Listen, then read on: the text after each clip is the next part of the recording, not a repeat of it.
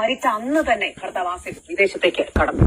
2026 ജനുവരി 8 അന്നായിരുന്നു ഫാത്തിമുത്തൽ റുസയുടെയും 20 kilometre മാത്രം അകലെ മുണ്ടേരിവട്ടയിലുള്ള ആസിഫിന്റെയും വിവാഹം. ദുബായിൽ ജോലിയായിരുന്നു ആസിഫിന്. പിന്നെ നടന്നത് ആ പെൺകുട്ടിയുടെ കുടുംബത്തെ തീരാസങ്കടങ്ങളിലേക്ക് തള്ളിവിട്ട സംഭവങ്ങളായിരുന്നു. ഓന്റെ ഉപ്പ് കരിയൂലെ കൊറേ ഓനിക്ക് സന്തോഷായിരിക്കും, പക്ഷെ എന്റെ ഉപ്പൊന്നും കരിയൂലെ. ഞാൻ ആദ്യം ഇങ്ങനെ പുലരി തീരണം കഴിയൂല. ആടെ ആരെല്ലാം ഉപദ്രവിച്ചെന്നുള്ളത് ആ കത്തിലെ അറിയാം. എനിക്കറിയില്ല. എന്നോട് പ്രശ്നത്തെ ഞാൻ എല്ലാം പറയുന്നില്ല. ഞാൻ ബുദ്ധിമുട്ടല്ല എന്റെ മോള. അവർക്ക് ആ മകൾ പറയുന്നത് കേട്ടോ, സ്വന്തം വീട്ടിൽ പോലും പറയാത്തതിന് കാരണം ആ ഉപ്പയെയും ഉമ്മയും മനസ്സിലാക്കിക്കൊണ്ടാണ്. ഈ പരനാറി ഇടയ്ക്കിടയ്ക്ക് നാട്ടിൽ വന്നുകൊണ്ട് ലഹരിയും മറ്റേ സാമഗ്രികൾ ഉപയോഗിച്ചുകൊണ്ട് നടക്കുന്ന കോപ്രായങ്ങൾ കൊണ്ട് ഇന്ന് നഷ്ടമായത് 20 വയസ്സുള്ളൊരു പെൺകുട്ടിയുടെ ജീവനാണ്. ചൊവ്വാഴ്ച രാത്രിയാണ് കൊയ്ത്തുംകടവിലെ സ്വന്തം വീട്ടിലെ കിടപ്പുമുറിയിൽ റിസയെ തൂങ്ങി മരിച്ച നിലയിൽ കാണുന്നത്. 4 മണിക്ക് പോകുമ്പോൾ കുട്ടി കട്ടൻ ചെയ്ത് കിടന്നിട്ടുണ്ടായിരുന്നു. അതിന്റെ ചോദിച്ച മോള് ചോറുന്നു ഇല്ലാന്ന് പറഞ്ഞു. നമ്മളെ മോള് ചോറുന്നേ ഇപ്പൊ പോയെന്ന് പറഞ്ഞിട്ട് ഇറങ്ങിപ്പോയതാ. എന്നിട്ട് രാത്രി പണിയെല്ലാം കഴിഞ്ഞ് ഇവിടെ മടങ്ങി വരുമ്പോ നമ്മളെ അളിയന്റെ ഭാര്യയും അളിയനും ഇവിടെ കാണാൻ വന്നു. അന്നേരം ഓള് ആ കായലേക്ക് ഇറങ്ങിയതിന് ശേഷം ഓള് അവർ കാലം കുടിച്ച് പിന്നെ വീട്ടിലേക്ക് പോയിക്കട്ട് ഉമ്മാന്ന് പറഞ്ഞു ചേച്ചി ഫോൺ കൈ പിടിച്ചിട്ട് പോയതാണ്. ഏറെ നേരമായിട്ടും ഫാത്തിമുത്തുൽ റിസ മുകൾ നിലയിലെ കിടപ്പുമുറിയിൽ നിന്ന് താഴെ വന്നില്ല. 9:15 മോള് ഇറങ്ങിയില്ല.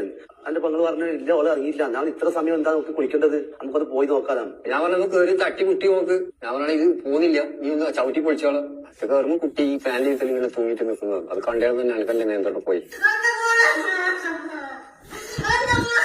നമ്മളൊരു കേസ് ഇതുവരെ പറഞ്ഞു അങ്ങനെ ബുദ്ധിമുട്ടുണ്ട് ഭർത്താവ് ഇങ്ങനെ ചെയ്തത് എല്ലാം പറയുന്നത് ഫ്രണ്ടിന്റെ കൂട്ടുകാരോട് വോയിസ് ക്ലിപ്പിലെല്ലാം കൃത്യമായിട്ടും പറയും.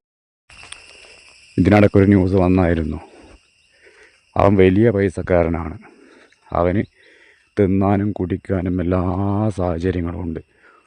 അവൾ സ്വന്തം വീട്ടിൽ പോയിട്ട് പറയുകയാണ്, ഉപ്പ എനിക്ക് ഇവൻ്റെ കൂടെ ജീവിക്കാൻ പറ്റില്ല. ഉപ്പ ചോദിച്ചു നിനക്ക് തിന്നാൻ തരുന്നില്ലേ, നിനക്ക് നല്ല ഡ്രസ്സ് വാങ്ങിച്ചിരുന്നില്ലേ, പിന്നെ നിനക്ക് എന്താണ് കുറവ്? അവൾ പൊട്ടിക്കരയുകയാണ്. അവൾ എന്നിട്ട് സ്വന്തം വീട്ടിൽ പോലും പറയാതെ അവളെ സുഹൃത്തുക്കളെടുത്തോട്ടാണ് പറഞ്ഞത്.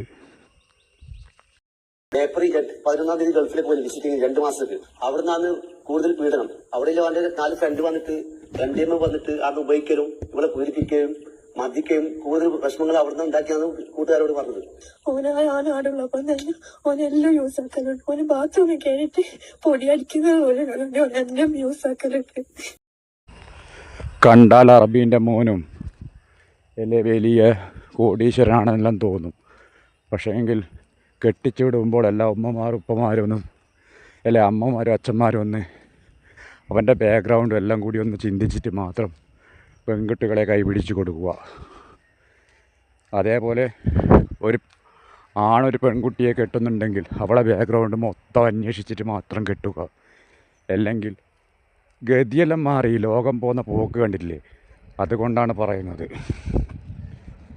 ജോലി ചെയ്തിരുന്നപ്പോഴും മാസത്തിൽ പലതവണ ആസിഫ് നാട്ടിലെത്തുമായിരുന്നു. 1-2 ദിവസം നിന്ന ശേഷം തിരികെ മടങ്ങും. ഇതിലും നാട്ടുകാർക്ക് ഇപ്പോൾ സംശയങ്ങളുണ്ട്.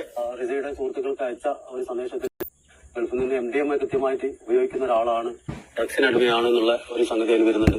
അതുകൊണ്ട് തന്നെ ഈ ആഴ്ചയ്ക്ക് നാട്ടിലേക്ക് വരുന്നത് ഇയാളൊരു കരിയർ ആണോ എന്നുള്ള സംശയം നാട്ടുകാർക്ക് എന്നുള്ള ലെവലിൽ നമുക്കുണ്ട്. ആത്മഹത്യാ പ്രേരണ കുറ്റത്തിന് ആസിഫിനെ പ്രതി ചേർത്തിട്ടുണ്ട് വളപട്ടണം പോലീസ്. എത്രയും വേഗം ആസിഫിനെ അറസ്റ്റ് ചെയ്യണമെന്നാണ് വീട്ടുകാരുടെ ആവശ്യം. പ്രിയ രക്ഷിതാക്കന്മാരെ, നിങ്ങളുടെ സ്വന്തം മക്കൾക്ക് 17-18 വയസ്സാകുമ്പോൾ തന്നെ നിങ്ങൾ ഓരോ ആൺകുട്ടികളുടെ കൈകളിലോട്ടും ഏതെങ്കിലും വലിയ പൈസക്കാരുടെ കൈകളിലേക്ക് നിങ്ങളെ കുട്ടികളെ പറഞ്ഞ് വിടുമ്പോഴൊന്ന് ചിന്തിക്കുക. അവരുടെ ഭാവി നാളെ എത്രത്തോളം സുരക്ഷിതമാണെന്ന് നിങ്ങൾ ചിന്തിക്കുക. എനിക്ക് ഗൾഫുകാരന്മാരുടെ മക്കളെ മതി, അല്ലെങ്കിൽ ഒരു ഗൾഫിൽ ആലോചന വരുന്ന സമയത്ത് ഇവൻ്റെ പോട്, ഇവൻ നല്ലവനാണ് എന്ന് പറഞ്ഞിട്ട് ഓരോ പെൺകുട്ടികളെയും സ്വന്തം മാതാപിതാക്കൾ അവരുടെ സ്വന്തം ജീവിതം എത്രത്തോളം പാഴാകുമെന്ന് നിങ്ങൾ ചിന്തിക്കുന്നില്ല.